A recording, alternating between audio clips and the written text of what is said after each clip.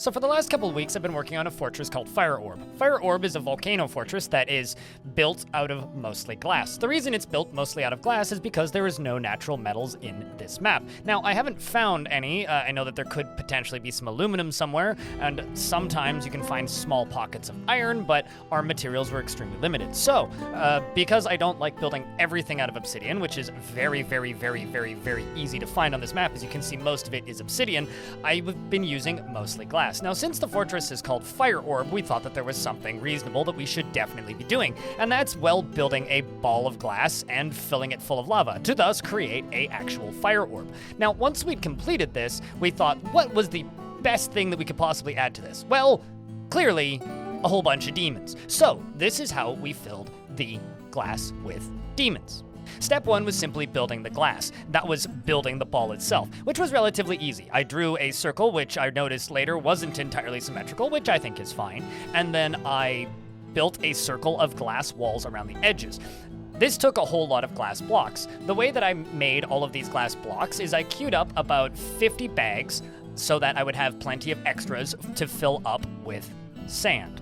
Made the sand collection zone and told the dwarves once a week to have a repeating job to collect 75 sand and then make 75 blocks. This method has been running for several years in this fortress, so I usually have a surplus of about 2,000 blocks at any given time. If the dwarves need a break, I simply go and pause all the jobs in the tasks screen. The process of building the sphere itself went quite smoothly. Once we were finished with the middle sections of the sphere, we then dug up and then dug around the top to create the top layers, which goes all the way up to the surface, and once it hit the surface, I paved the surface with glass blocks to make it look like a sphere. Around the edge, to make it completely separated from the dirt, I put glass grates and connected the side piece to the volcano so that we could then fill it with lava.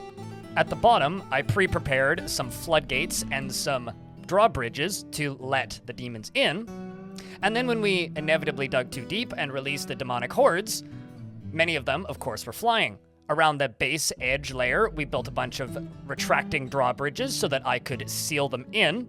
And when I open up the filling lever at the top to allow the volcano to fill the sphere, we then open up the bottom so that it starts draining. The demons only have one way out, which is through the top of the volcano, so they path up inside, and of course, all the demons are immune to lava.